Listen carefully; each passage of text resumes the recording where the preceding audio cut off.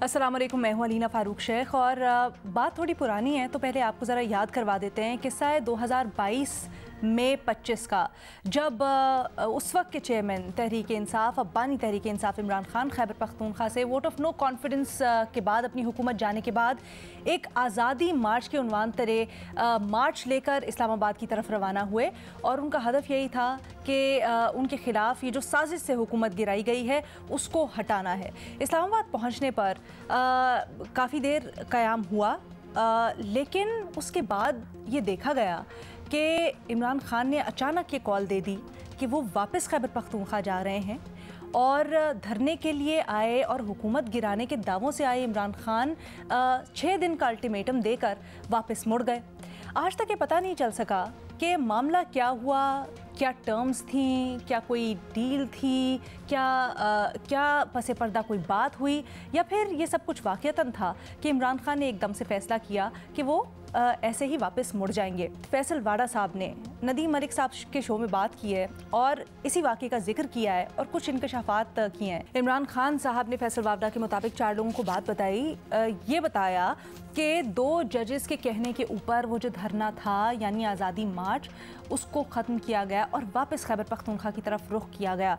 अब ये जो बात कर रहे हैं फैसल वाडा साहब, कहते तो हैं कि अगर मुझे अदलिया बुलाएगी तो मैं हाजिर हूँ, बताने को तैयार हूँ। बहुत ज़्यादा डिटेल्स में अभी उन्होंने डाइवर्ज नहीं किया, लेकिन क्या फैसल वाडा जो बात कर रहे हैं वो दुरुस्त है, तारीख से मुताबिकत रखता है और हमारे पैनल के ऊपर न सिर्फ जो तज्ज़ियाकार हैं वो अंदाज़े से बात करते हैं और अपनी हिकमत ज़ाहिर करते हैं, बल्कि बड़े इन्फॉर्म्ड भी होते हैं। तो उस वक्त क्या चल रहा था पसे पर्दा, क्या इन्फॉर्मेशन भी है इस तरह की कोई, वो भी जानते हैं। हमें ज्वाइन कर रहे हैं जी एजाज सैयद साहब, इरशाद भट्टी साहब, नज़ीर शाह साहिबा और मज़हर अब्बास साहब मेरे साथ स्टूडियोज़ में मौजूद हैं। एजाज, आप सबसे पहले बताइएगा, आप उस वक्त इस्लामाबाद में ही थे, सारा मामला कवर भी कर रहे थे, क्या हुआ था उस वक्त एग्जैक्टली? और ये जो फैसल वाडा साहब इतनी बड़ा इंकशाफ कर रहे हैं, इतने अरसे से दिल में बातें लिए बैठे हैं, इस वक्त क्यों? अलीना बहुत बहुत शुक्रिया। अलीना, फैसल वाडा साहब जो गुफ्तगू करते हैं तो हमें पता होना चाहिए कि उनका कॉन्टेक्स्ट क्या है। पहली बात तो यह है कि वो रिप्रेजेंट करते हैं हमारी इस्टेब्लिशमेंट को, वो सियासी जमातों को रिप्रेजेंट नहीं करते और वो ख़ुद भी इस बात का एतराफ़ करते हैं बड़ा खुलकर कि वो इस्टेब्लिशमेंट के नुमाइंदा हैं या उनके माउथ पीस हैं। तो जो फैसल वाडा साहब की गुफ्तगू है वो आप ये याद रखें कि ये इस्टेब्लिशमेंट के कॉरिडोर्स में से आई हुई गुफ्तगू है। एक बात तो ये है। दूसरी बात यह है कि क्या जो वो बात कह रहे हैं ये दुरुस्त है या नहीं दुरुस्त। तो ये बात मैं आपको बतौर जर्नलिस्ट, क्योंकि ज़ाहिर है मेरा इस्टेब्लिशमेंट से किसी किस्म का कोई राब्ता नहीं है, जो इस्लामाबाद में लोग जर्नलिज्म करते हैं उनको पता है इस बात का कि मैं इस्टेब्लिशमेंट से उनके चूँकि रोल के मुखालिफ हूँ, लिहाजा मैं उनसे मिलने से गुरेज करता हूँ और मैं उनके साथ ना उनसे इंफॉर्मेशन लेता हूँ ना उनसे रब्ता करता हूँ, और अगर कोई रब्ता करे भी तो मैं उनको बता देता हूँ कि भाई मेरा ये मौक़िफ़ है, इसलिए मैं ना आपसे मिल सकता हूँ ना आपके दफ्तर आ सकता हूँ। लेकिन हैविंग सेड दैट, मेरे पास इंडिपेंडेंट ज़राए से ये मालूमात मौजूद है कि उस वक्त इस्लामाबाद की जुडिशरी और उस वक्त पंजाब की जुडिशरी में ऐसे जजेस मौजूद थे जो कि बराह रास्त इमरान खान साहब से भी राब्ते में थे और इनडायरेक्टली भी राब्ते में थे। तो जो बात फैसल वाडा कह रहे हैं जहाँ से आई है वो तो मैंने आपको बता दिया, लेकिन मैं उस इलाके से हट के आपको बता रहा हूँ कि ये बात बिल्कुल दुरुस्त है फैसल वाडा की। अच्छा, अब मैं कुछ वाक़यात आपको बता देता हूँ जो पहली दफ़ा मैं यहाँ पर शेयर करूँगा। ये कभी मीडिया पे जिक्र नहीं हुए। अच्छा। लेकिन बाज़ करैक्टर्स के मैं नाम आपको नहीं बताऊंगा। एक वाक़या मैं आपको बता दूंगा और कुछ नाम मैं बताऊंगा कि इस्लामाबाद में एक जज थे, वो इमरान खान साहब के केस की समाअत कर रहे थे। उस वक्त लाहौर हाई कोर्ट के जो चीफ जस्टिस थे अमीर भट्टी साहब, उन्होंने इस्लामाबाद की जो डिस्ट्रिक्ट जुडिशरी में तैनात थे, अगर मैं गलत कह रहा हूँ तो प्लीज़ मुझे दुरुस्त करें, उनको बराह रास्त राब्ते करके उन्होंने इमरान खान साहब के हक़ में फेवर लेने की बात की, उन्हें प्रेशराइज़ करने का कहा और प्रेशराइज़ किया भी, बड़ा दबाव डाला गया। ये मेरे पास मालूमात है। दूसरी बात, जो जज साबिक़ चीफ जस्टिस थे साकिब निसार साहब वफाक की जो अदलिया थी और सूबे की जो अदलिया थी उसमें एक पैगाम रसानी का काम कर रहे थे इमरान खान साहब की तरफ से। आपको याद होगा उस वक्त इस्टेब्लिशमेंट ने लीक की थी, कोई ऑडियो लीक्स भी लीक की थी। एक ऑडियो लीक आपको याद है वो आई थी जिसमें साकिब निसार साहब एक बंदे की टिकट का भी इमरान खान साहब की सिफारिश कर रहे थे, उनके बेटे का मामला, वो बाद में अदालत में भी चलता रहा। ये चीज़ें कुछ आई थी, लेकिन मैं आपको ये बात मालूमात की बुनियाद पे कह रहा हूँ कि साकिब निसार साहब टेलीफोन के ऊपर और वैसे भी इन पर्सन भी मुलाकातें करके जो उस वक्त के जो चीफ जस्टिस थे अमीर भट्टी लाहौर हाई कोर्ट के, उनको हदायत देते थे, उनको रहनुमाई करते थे कि इमरान खान साहब के जो केसेस हैं उनको किस तरीके से लें और किसको किस तरीके से फेवर दें। और इस वाले से एट दैट टाइम जब उस वक्त के जो चीफ जस्टिस थे वो सर्व कर रहे थे, तो मैंने उनका मौक़िफ़ लेने के लिए उनने रब्ता किया, उनके व्हाट्सएप के ऊपर मैंने पैगाम भेजा, उन्होंने मेरा पैगाम पढ़ा, ब्लू टिक हुई, लेकिन उन्होंने जवाब नहीं दिया। साकिब निसार साहब से रब्ता करने की कोशिश की, वो रब्ता नहीं हुआ। अगर मैं ये गलत बात कह रहा हूँ तो वो अभी भी अपना मौक़िफ़ दे सकते हैं। मेरे पास इस बात की बड़े जिम्मेदार लोग मौजूद हैं जिन्होंने मुझे ये बात बताई। आपका बिल्कुल ठीक बात है। ये जो फैसल वाडा साहब बात करेंगे तो बहुत ही संगीन है कि यकीन दहानी करवाई गई इमरान खान साहब को कि अगर आप चले जाएं, आप धरना वापस ले जाएं तो आपकी बातें मान ली जाएंगी। ये तो डील करवाने वाली बात होगी ना, एक तरह से सालसी करवाने जी। ये देखिए ना, ये जो फैसल वाडा साहब जो बातें कर रहे हैं ना, ये बातें तो उन कॉरिडोर्स की कर रहे हैं जो कि ये ऑडियो लीक्स जहाँ से आती थी। तो मुझे नहीं पता कि किसी ने फ़ोन पे क्या बात की, ये मुझे नहीं पता, लेकिन ये मुझे पता है कि ये राब्ता था एक बतौर चीफ जस्टिस किसी प्राइम मिनिस्टर से आप राब्ते में रहे, तो मेरे ख्याल में ये क्वेश्चन ज़रूर है। और मुझे ज़ाती तौर पे पता है कि वो उनकी जो दोस्तों की लिस्ट है या उनकी करीबी और रफ़का की फ़हरिस्त में जो वो इमरान खान साहब से के हवाले से वो गुफ्तगू करते रहे हैं, वो मुझे पता है, लेकिन मैं उसमें नहीं जाऊँगा। लेकिन एक नाम और लूँगा मैं, और वो थे जस्टिस एजाजुल एहसन साहब।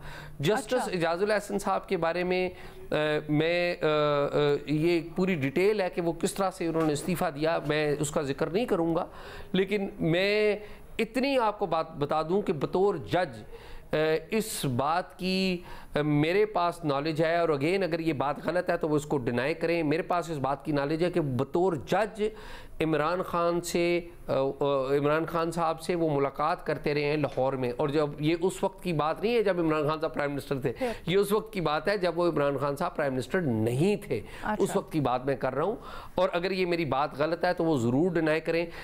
एजाजुल एहसन साहब जिस तरीके से जिस वजह से उन्होंने इस्तीफ़ा दिया था, अगेन मैंने उन्हें फ़ोन पे ये वाज़े कर देते हैं कि यहाँ पर जितने भी नाम लिए गए एजाज की तरफ से, ऑफ कोर्स वो एक रिपोर्टर है, अपनी खबर दे रहे हैं इंफॉर्मेशन की बुनियाद पर, बट जिन के भी नाम लिए गए वो अगर चाहें हमारा प्लेटफॉर्म हाजिर है, वो आकर अपना मौक़िफ़ यहाँ पर ज़रूर बयान कर सकते हैं और हम उसके ऊपर काउंटर नैरेटिव भी लेंगे उनका। बट एजाज ये थोड़ा सा वाज़े कर दीजिएगा और बड़ी मुख्तसरन कि फैसल वाडा साहब ने, आप क्या समझते हैं, आपका तज्जिया क्या है, क्यों ये बयान दिया इस वक्त?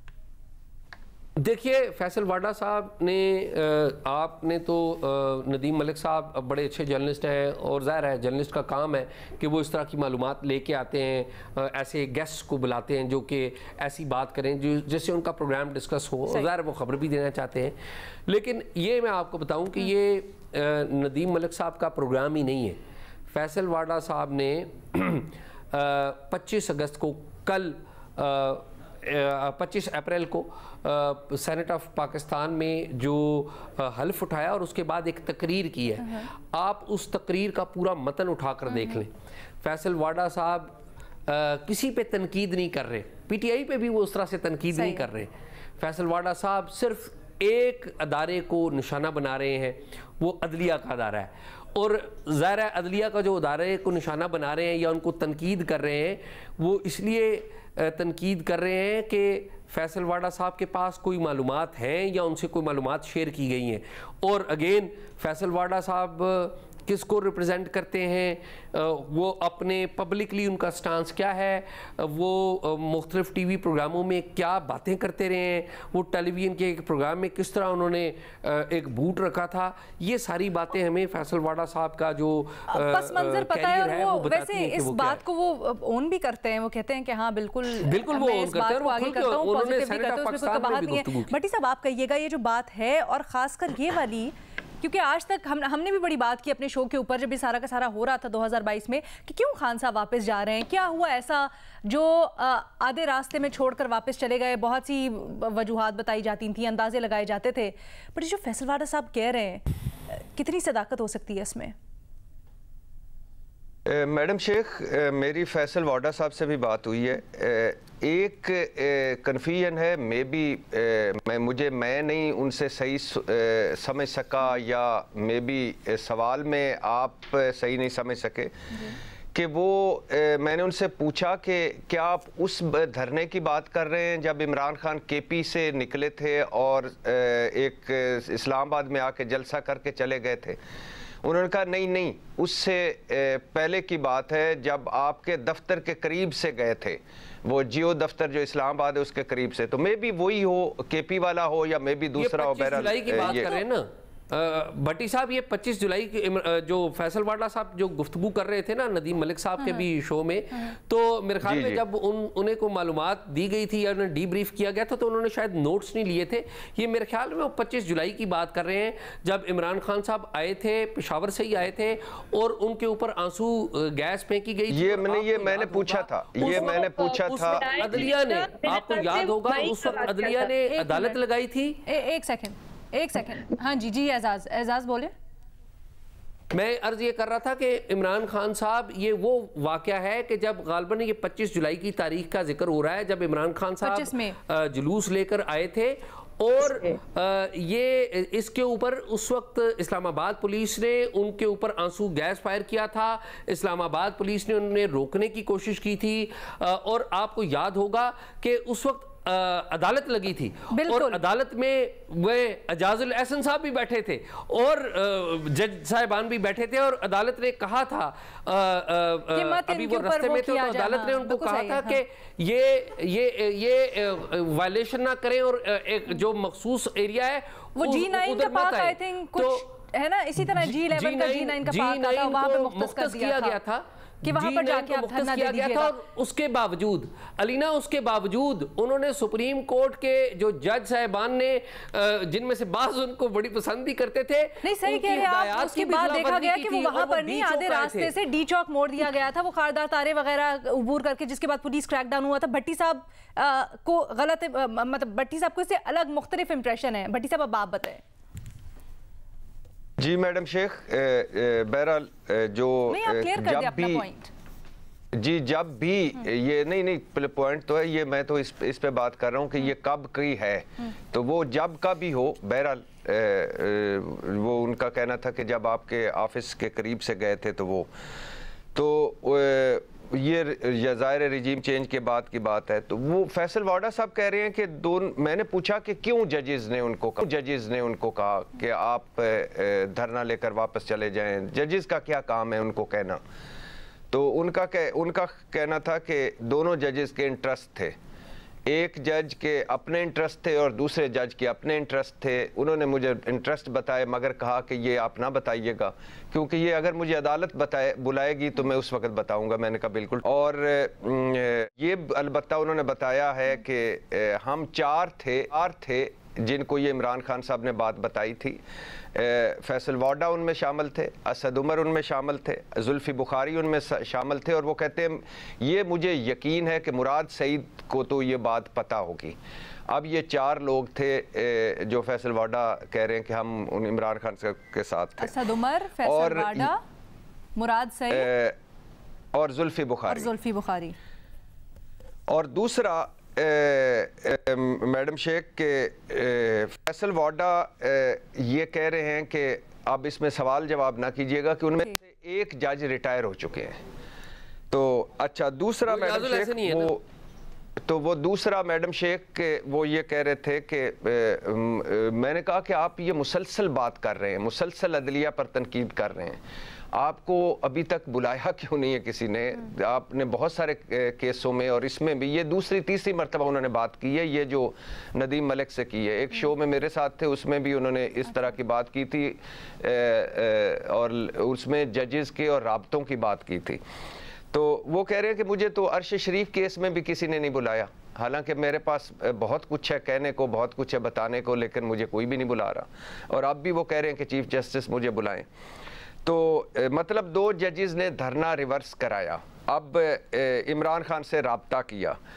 अब उनकी बातें अगर मान भी ली जाए मैडम शेख, तो फैसल वार्ड, सवाल ये कि फैसल वार्डा आप क्यों कह रहे हैं आज, क्यों कह रहे हैं? एक जज साहबान ने इमरान खान को बताया और इमरान खान साहब ने इन चारों को बताया। अगर अदालत बुलाती है और इमरान खान साहब तो चलो जेल में है, वो तो कहेंगे कि नहीं ऐसी कोई बात नहीं, तो बाकी ये 3 जो इनके साथ हैं, क्या वो कोई उनमें से मानेगा? या अगर उनको पता भी है या नहीं पता तो क्या मानेगा? और अगर इमरान खान कह देते हैं कि नहीं, कह देते कि ऐसी कोई बात नहीं हुई, तो फिर उनके पास क्या सबूत है? ये मैंने पूछा, उन्होंने कहा मुझे अदालत बुलाएगी तो मैं बताऊंगा। अच्छा। अब मैडम शेख के आखिरी बात ये है कि अगर ये यकीन दहानी कराई गई थी तो वो तो धरना लेके फिर वापस चले गए थे, तो फिर क्यों नहीं उनकी सारी बातें जो वो जो जिस यकीन दहानी पर इमरान खान धरना लेके चले गए थे वापस, इन 2 बकौल फैसल वार्डा, इन 2 जजेस के, तो फिर इन्होंने वो पूरी क्यों नहीं की? और वो यकीन दहानियाँ पूरी क्यों नहीं हुई? और जिस बुनियाद पर इन्होंने धरना वापस कराया था, और बकौल फैसल वार्डा जो साबका इस्टेब्लिशमेंट के नंबर 2 थे, वो भी उनसे राब्ते में थे, तो फिर ये अगर इतना राब्ता था, इतना यकीन से कह रहे थे, वो वापस इमरान खान चले गए, तो फिर भी इमरान खान की बातें क्यों नहीं मानी गई? क्या वजह होती है? बहरहाल ये अदलिया को अर्श शरीफ केस में भी और इस केस में भी उनको बुलाना चाहिए, और अगर एक जज रिटायर हो गए मतलब दूसरे मौजूद हैं, तो इसमें तो मामला और संगीन हो जाता है। तो इसलिए मेरा ख्याल है फैसल वार्डा साहब को बुलाना चाहिए, और बाकी जो असद उमर हैं या जुल्फी बुखारी है या मुराद सईद है, उनकी भी कोशिश करनी चाहिए कि वो भी केस चलेगा तो फिर ऑब्वियसली वो जितने नाम लेंगे फैसल वार्डा उनको तो होगा, लेकिन फैसल वार्डा को बुलाना क्यों चाहिए? वो खुद क्यों नहीं जा सकते? अगर उनको मिसकॉन्डक्ट के ऊपर इतना इतराज़ है, और मैंने इंटरव्यू में सुना वो कह रहे थे जुडिशल क्लीन अप होना चाहिए, जुडिशरी के अंदर सबसे पहले सफाई करें अगर सिस्टम को ठीक करना है, practical approaches and what not, तो खुद से जाके दरख्वास्त दायर करें कि ये ऐसे ऐसे हुआ था। अब तो प्रेसिडेंट्स भी बन गई है कि रिटायर्ड जजेस के खिलाफ भी कार्रवाई हो सकती है। जी मैडम शेख, ये भी मैंने पूछा, ये बल्कि 2-3 मरतबा पूछा, आज एक और 1-2 पहले भी, तो वो कहते हैं क्यों मुझे वो बुलाएं। और दूसरी बात ये है कि अगर हम इस एंगल को भी ले लें, जो कि ठीक भी हो सकता है कि वो चूँकि इस्टेब्लिशमेंट की ज़ुबान बोलते हैं या इस्टेब्लिशमेंट के व्यूज़ हैं उनके, तो और अदलिया चूँकि आजकल अपने फ़ैसलों की वजह से पसंदीदा नहीं है बाज़ जजेस या बाज़ लोग, तो इसलिए वो मुसलसल उन पर तनकीद करते हैं। लेकिन बहरहाल अगर वो उनको भी चले जाना चाहिए, अगर कोई उनके पास फोरम है, तो फिर तो सवाल ये भी बनता है कि अगर इस्टेब्लिशमेंट की वो तर्जुमानी करे तो इस्टेब्लिशमेंट को इस मौके पर ये बयान दिलवा के क्या फायदा होगा अदलिया के खिलाफ? एक छोटी सी ब्रेक, उसके बाद वापस दबाओ, लेकिन क्यों? एक छोटी सी ब्रेक, उसके बाद वापस आते हैं। मजहर अब्बास साहब और बेनज़ीर शाह साहिबा का भी तज्जिया जानेंगे।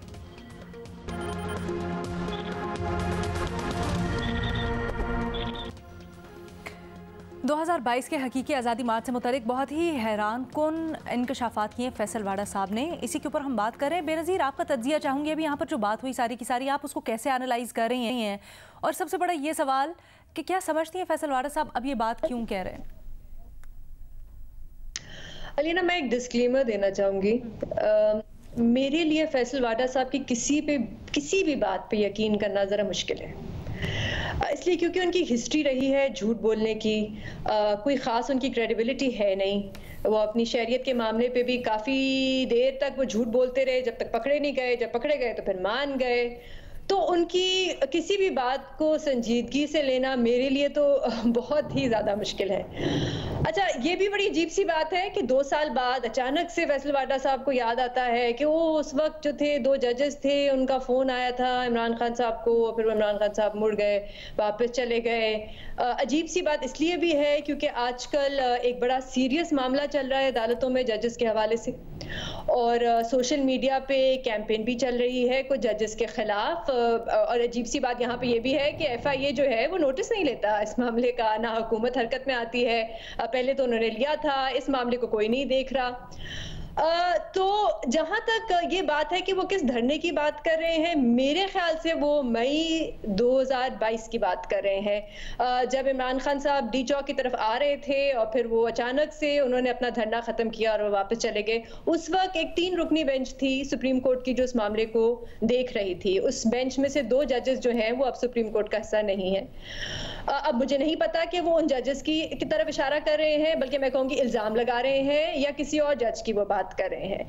लेकिन मैं फिर से कहूंगी कि उनकी क्रेडिबिलिटी मेरी नजर में तो जीरो है, क्योंकि उस वक्त की जो रिपोर्ट्स थी, मीडिया रिपोर्ट्स, आपको याद होगा उस वक्त वो मीडिया रिपोर्ट्स में कहा जा रहा था कि एस्टैब्लिशमेंट की तरफ से, उस वक्त की एस्टैब्लिशमेंट की तरफ से इमरान खान साहब को पैगाम गया है, जिसके बाद वो वापस मुड़े हैं। और उस वक्त डॉन के एक रिपोर्टर थे, उन्होंने बड़ी तफसील से एक रिपोर्ट भी की थी जिसपे उन्होंने बताया था कि उनके ज़राए के मुताबिक कि एक बिजनेसमैन थे जो ये पैगाम लेके गए थे, एक साबिक जज थे जो ये पैगाम लेके गए थे, और एक साबिक जनरल थे जो ये पैगाम लेके गए थे इमरान खान साहब के पास। और फिर उसके बाद अचानक से इमरान खान साहब ने कहा कि मैं वापस जा रहा हूं और हुकूमत को 6 दिन का वक्त देता हूं। और इस रिपोर्ट में उन्होंने ये भी लिखा था कि जो गारंटी आई थी एस्टैब्लिशमेंट की तरफ से वो ये आई थी कि आप अभी वापस चले जाएं, जून में हम आपको इलेक्शन की तारीख दिलवा देंगे। क्योंकि आपको याद होगा उस वक्त एक IMF का भी मामला चल रहा था, अगर मैं गलत नहीं हूं तो मिफ्ता इस्माइल साहब उस वक्त गए हुए थे और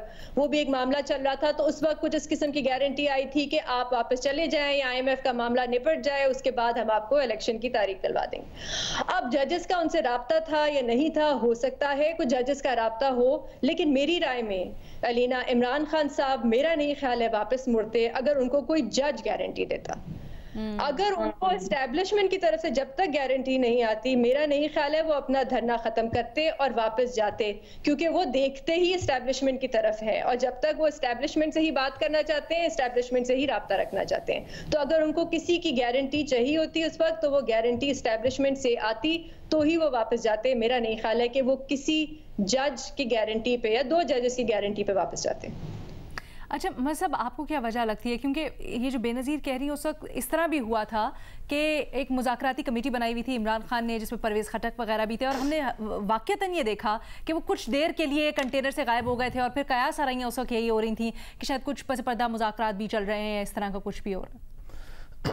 देखिए जो मुझे लग रहा है सूरत हाल लग रही है, ये बात सही है कि ज़ाहिर फैसल वाडा इस वक्त एंटा इमरान है, तो इस वक्त वो जो भी बात कह रहे हैं वो उनका पॉइंट ऑफ व्यू हो सकता है। मैं उनकी बात को डाउट या वो क्यों कहूँ, अदर दैन कि वो जिन 4 लोगों का जिक्र कर रहे हैं वो 4 लोगों में से कोई उनकी बात को कॉन्ट्रडिक्ट करे।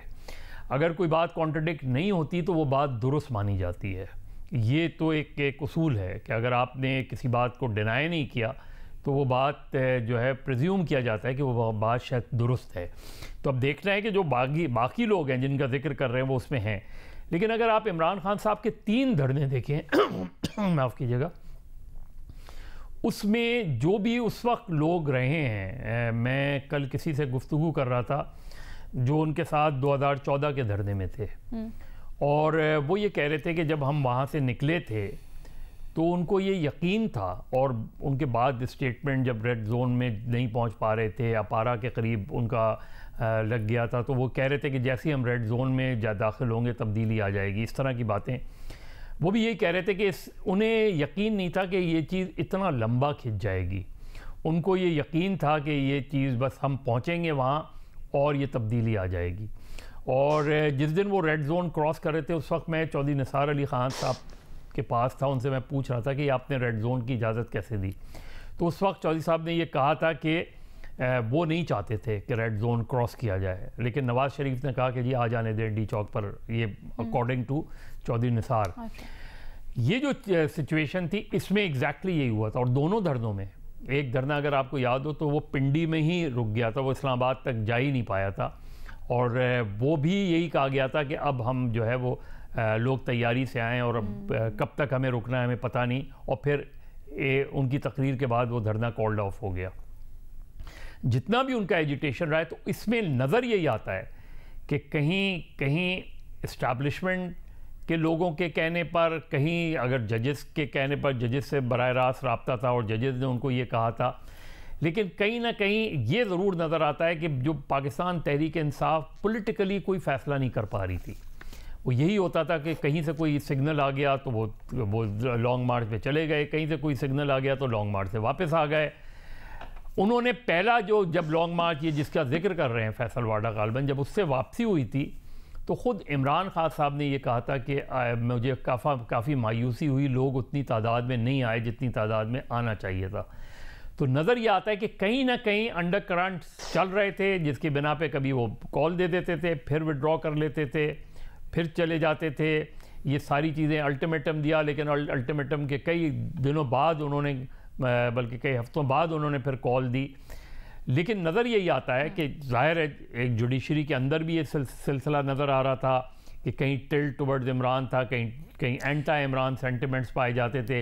इस्टेब्लिशमेंट में भी दो करंट चल रहे थे। सर बट ये खाली बयान एंटी इमरान देखें या फिर वो जो जुडिशरी की तरफ इशारा करें उस तनाजुर में देखिए, बिल्कुल उस तनाजुर में भी देखना चाहिए कि इस वक्त उन्होंने ये बात क्यों की। उन्होंने ये बात इस वक्त, जिस तरह ये बात हो रही है कि जुडिशरी, इस वक्त जुडिशरी के सामने भी एक चैलेंज है, जो 6 जजेस का चैलेंज है, वो किस तरह जुडिशरी, अभी जो इस्लामाबाद हाई कोर्ट का full court, Islamabad high court का फुल कोर्ट, मिलिट्री कोर्ट्स के ऊपर भी तो है ना। ये सारी बातें कहीं ना कहीं ये भी हो सकता है कि जजेस को कंट्रोवर्शियल किया जा रहा हो, जजेस को कंट्रोवर्शियल बनाया जा रहा हो कि जी इसका झुकाव इस तरफ है, उसका झुकाव उस तरफ है। लेकिन ओवरऑल अगर हम देखें तो इमरान खान साहब के जितने धरने हुए अनफॉर्चुनेटली, उसमें कहीं ना कहीं हमें ये एंगल ज़रूर नज़र आता है कि किसी के कहने पर वो धरना कॉल्ड ऑफ कर रहे हैं, किसी के कहने पर वो धरना दोबारा शुरू कर रहे हैं। तो मेरा ख्याल है ये तहरीक इंसाफ के लिए बहुत सीरियस क्वेश्चंस हैं कि वो अगर इसी तरह अब जैसे तहरीक का है कि तहरीक लॉन्च हो रही है, इस वक्त तहरीक लॉन्च हो रही है। आज महमूद खाना चकदई के वारंट एक मैजिस्ट्रेट से जारी कर दिए जाते हैं। जो 8 फरवरी के बाद की सिचुएशन है उसको भी वो बहुत सर, अगर आप मुझे इजाज़त दें मैं एक छोटी सी ब्रेक ले लूं और फिर हम 8 फरवरी और फिर इससे मुतल्लिक जो बयानात भी आ रहे हैं और पीटीआई ने एक ज़रा नेक्स्ट गियर लगाया है अपनी गाड़ी को, और ये जो एहतजाज की गाड़ी है उसको ख़ास तौर पर, तो उसकी ज़रा बात करते हैं। बट एक चीज़ मैं ज़रूर कह दूँ कि तजिया करते हुए, ख़बरें शेयर करते हुए बहुत से यहाँ पर नाम लिए गए, लोगों को डिस्कस किया गया, उनसे मुतल्लिक दावे हुए, इंकशाफात हुए। हमारा प्लेटफॉर्म हाजिर है, इन शख्सियात में से कोई भी चाहे तो हमारी टीम से रब्ता करके अपना मौक़िफ़ रिपोर्ट कार्ड में आकर शेयर कर सकता है। एक छोटी सी ब्रेक लेते हैं, फिर प्रोग्राम कंटिन्यू करते हैं।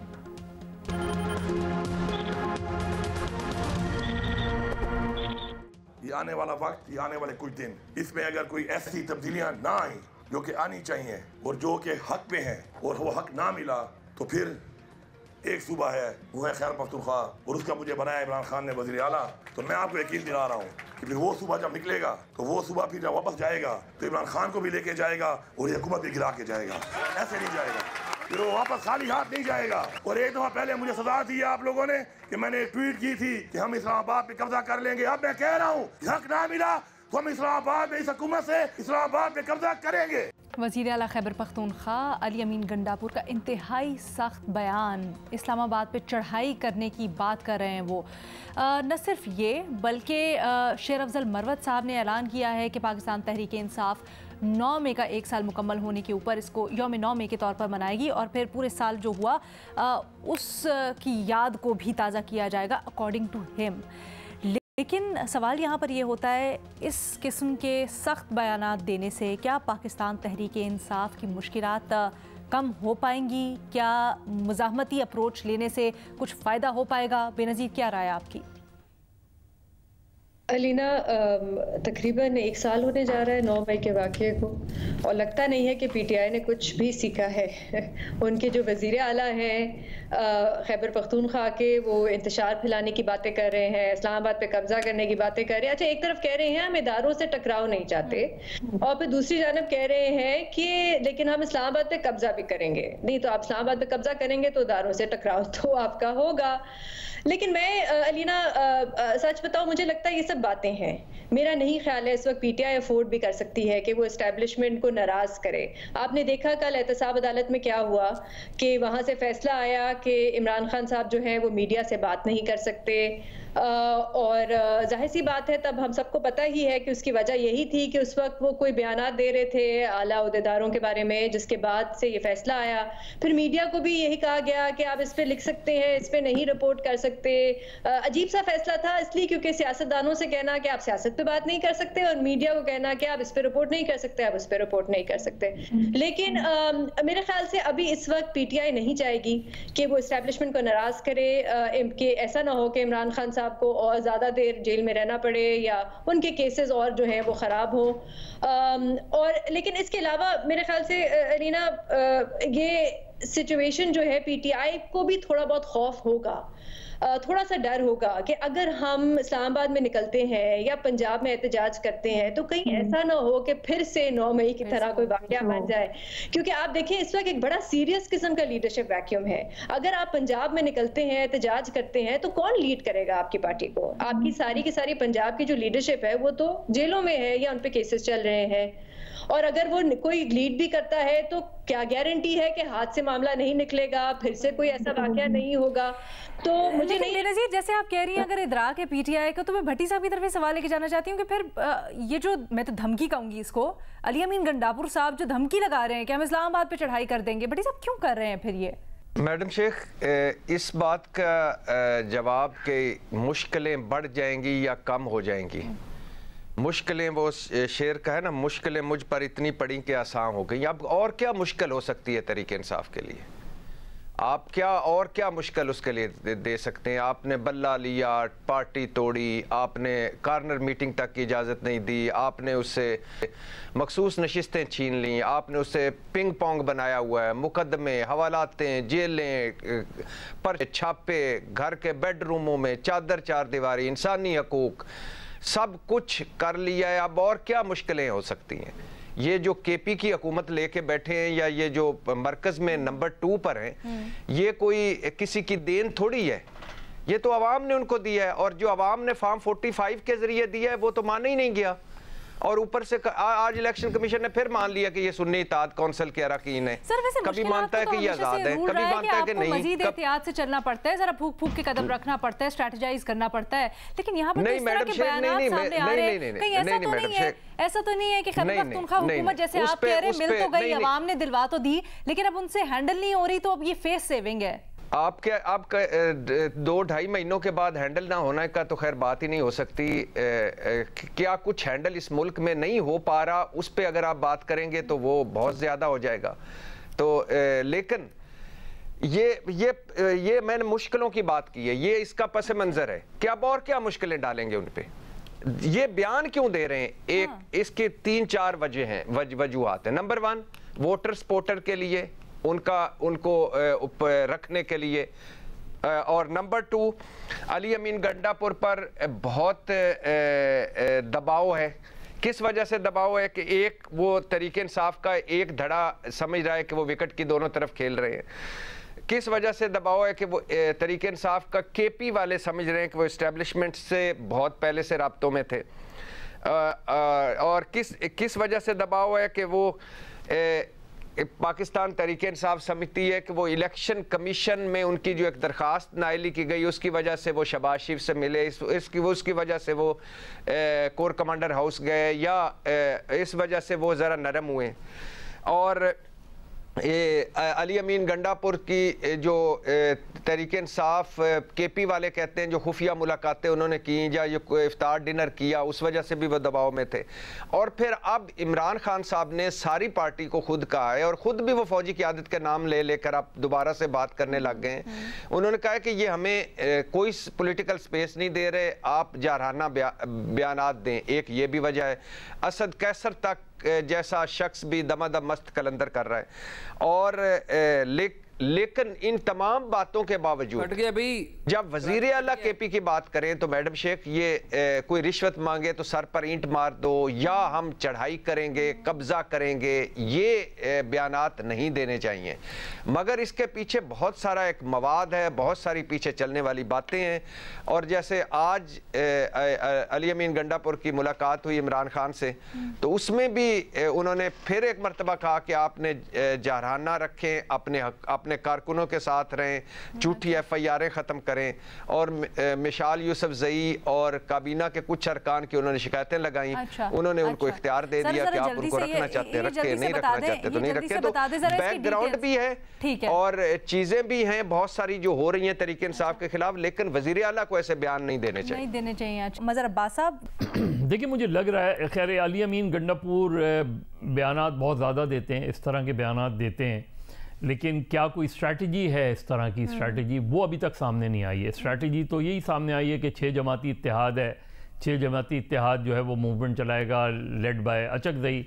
अब ये हो सकता है कि एक मूव ये भी हो रही है कि PTI JUI से दोबारा मुज़ाकरात शुरू कर रही है और उसके अलावा जमात इस्लामी से मुज़ाकरात कर रही है। तो अगर कोई बड़ा ग्रैंड अलायंस बनेगा तब भी इस तरह की बात नहीं होगी जिस तरह अली अमीन गंडापुर कह रहे हैं। तो मेरा ख्याल है PTI के अंदर भी इस बयान को सीरियसली नहीं लिया जा रहा। इस बयान को उसी अंदाज में लिया जा रहा है जैसे अली अमीन गंडापुर की एक पर्सनालिटी है, उसमें वो ये बयान देते हैं। उसमें 9 मई मनाने का ऐलान नहीं, 9 मई बनाने का क्या होगा? 9 मई बनाने का वही होगा कि वो डिमांड करेंगे कि 9 मई के मुकदमा ख़त्म किए जाएँ। कोई 9 मई का रिपीट खुदा न खास्ता थोड़ी होगा कि रिपीट ऑफ 9th में तो नहीं होगा। उससे पहले जलसे हो रहे हैं। देखिए अभी कराची में जलसे की इजाज़त नहीं मिल रही। कराची में जो उन्होंने जलसे का वो किया है, परमिशन मांगी है। अच्छा, आपने इससे पहले कह भी दिया था ना कि हुकूमत का इसके ऊपर बड़ा मैटर करता है कि वो क्या रद्द-ए-अमल देते हैं। Let's see what happens. मेरे पास टाइम ज़रा कम रह गया, मैं एजाज को शामिल करना चाहती हूँ। एजाज, मेरा ये ख्याल है कि जो पाकिस्तान तहरीक इंसाफ और इमरान खान साहब जो हैं उनका एक थ्रू आउट स्ट्रेटजी रही है कि एक डिसरप्टिव पॉलिटिक्स हो। आपको पता है कि जब मरकज़ से उन्होंने इस्तीफ़ा दिया था तो पंजाब और खैबर पख्तूनख्वा की हुकूमतें भी छोड़ दी थी ताकि जो मरकज़ है वो इलेक्शन कराने पर मजबूर हो। जो अली अमीन गंडापुर साहब ने ये जो बातें की हैं, ये बातें तो कुछ ये है ना जो TV पे आ गई हैं।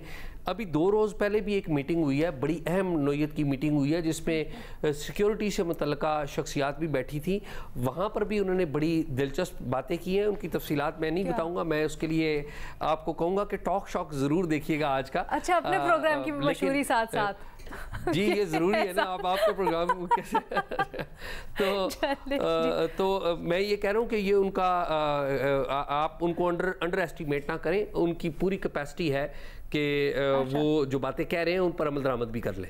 अमल दरामद भी कर लें तो ये अमल दरामद तो बड़ा खतरनाक होगा। बहुत ज़्यादा ओवर एस्टिमेट भी नहीं करना चाहिए। मतलब कह रहे हैं आप ओवर एस्टिमेट कर रहे हैं उनके बयान को। माजी में देख लेना सर, माजी में देख लेना अली अमीन गंडापुर का जो पहला धरने की कॉल थी, दूसरे धरने की कॉल थी, उस दोनों को देख लेना। मज़हर भाई, मेरा ये ख्याल है कि माइंड सेट ज़रा चेक कर लें तो वो माइंड सेट ये है कि थिंकिंग ये है कि हम मरकज़ की हुकूमत को चलने ना दें। अगर खैबर पख्तूनख्वा की हुकूमत चलाएं तो हम बिला शिरकत गैर चलाएं, किसी और की राय ना लें। और अगर कोई मुदाखलत करे तो हम जो तसादम और टकराव की सियासत इख्तियार करें और उसका नतीजा क्या निकलेगा? अनरेस्ट होगा। अनरेस्ट से नुकसान किसका होगा? इकॉनमी नहीं चल पाएगी, इकॉनमी की हालत ख़राब होगी, महंगाई ऊपर जाएगी। सर आज बड़ा अहम बयान आया है, आज बहुत अहम बयान आया है। आर्मी चीफ ने एक तकलीफ से खिताब करते हुए कहा है कि अब अनरेस्ट बर्दाश्त नहीं किया जाएगा, मुल्क की तरक्की के ऊपर कोई कॉम्प्रोमाइज नहीं होगा। भट्टी साहब, जाते जाते बस एक कमेंट कर दीजिएगा, ये जो आपने कहा कि इमरान खान ने कहा है कि अगर ये हमें क्योंकि पॉलिटिकल स्पेस नहीं दे रहे, एस्टैब्लिशमेंट हमें पॉलिटिकल स्पेस नहीं दे रही, तो अब हम एहतजाजन इनके खिलाफ बात भी करेंगे और अब हम फुल थ्रॉटल एहतजाज लेके जाएंगे। तो अब ये स्ट्रैटेजी है पाकिस्तान तहरीक इंसाफ की आने वाले दिनों में?